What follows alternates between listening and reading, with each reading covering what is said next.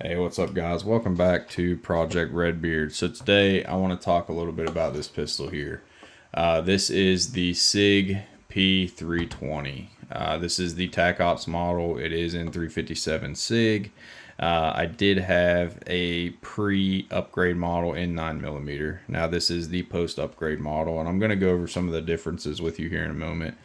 But I want to talk a little bit about what's been going on with Sig with their P320.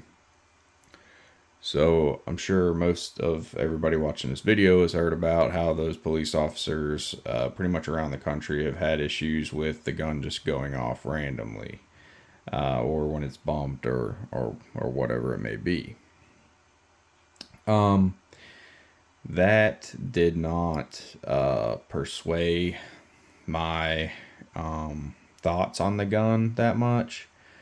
But there is a other gun tuber out there who literally was in a competition, put the gun in his holster, had his hands off of his gun in the air when the gun went off. The bullet hit his knife, and literally the gun just shot by itself in his holster.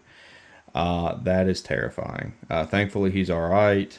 Thankfully, he had a knife there that deflected the bullet, or he'd have just been having a really, really bad day. Now, that does persuade my opinion a little bit. So,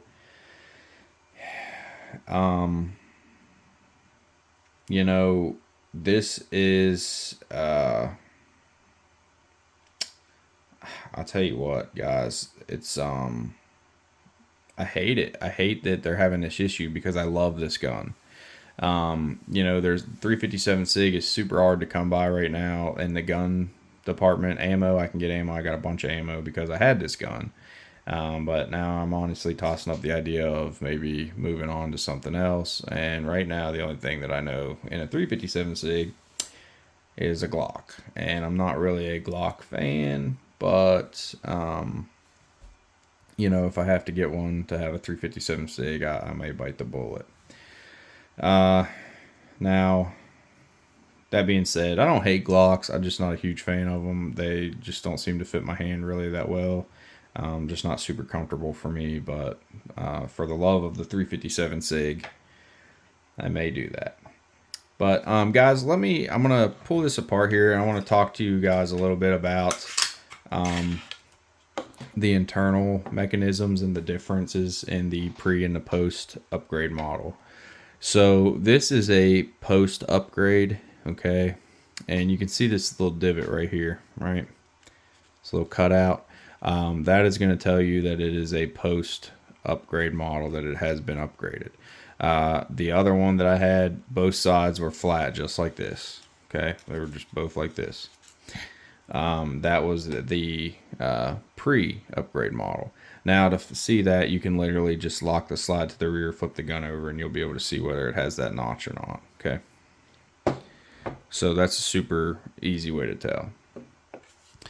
Now on this portion, I will note that I do have the enhanced firing control module in here, and that just gives you a little bit lighter, crisper trigger pull with a shorter take up and creep and all that good stuff, shorter resets. But I want to talk to you about some of the mechanisms they added in here. So you see this little piece right here. That was not on the pre-upgrade model, okay? And a lot of people think that this is for drop safety, but to be honest with you, I'll tell you what it's for. So as you can see, it's pushed down right there. Now listen to the click when I squeeze the trigger, and you'll see that pop up. Okay, and you've seen that pop up, right? And then you can obviously see that engaging this piece moving up. Well, what this piece does is when you squeeze the trigger, that's going to pop up, and that's going to pop up into this little slot. Okay, and this little slot is ramped, and what it's going to do is it slides back, it is going to push that down, and is going to reset your trigger. So this has nothing to do with drop safety. It's just making it so that the slide resets your trigger. Because on the pre-upgrade model, you could sit there and just click and click and click and click and click away. The trigger basically reset itself. Now, there are some added features on here for safety that are not on the pre-updated model. So as you'll notice right here on your sear, you have this first contact point right there. Okay. Now, if this were to fail, there is another catch right here. Another contact point for your firing pin, or your striker, I should say. So, you know, this, oh, it slips off. It's supposed to catch on this right here to protect you from having that accidental discharge. So, how that guy, that shooter's gun went off in his holster, I'm not 100% sure. He said he sent it to Sig, and it was a what the heck did they say it was? A striker return spring, I think it's what they said. Yeah, they said it was faulty and it caused the gun to go off. Didn't make a whole lot of sense to me. I was like, okay, whatever. But definitely something to be aware of. Now, yeah, guys, I'll just be honest with you. I really love this gun, but I think for the safety part of me, I don't know that I'm going to be keeping it. Yeah. So I don't know. I will keep you guys updated on what I'm going to do if I do get rid of it. I would love to do a video on this gun, but right now I think that I'm just going to contemplate on what my decision is going to be. So yeah. But guys, you know, just give this a little bit of food for thought. Hopefully you got a little bit of information out of it. One other thing I'll note before I go is that your trigger here, you can see this like back bar right here where my screwdriver's at. On the upgraded SIGs, the whole trigger will be about this wide. Like just the back bar, it'll be like that thick front to back pretty much.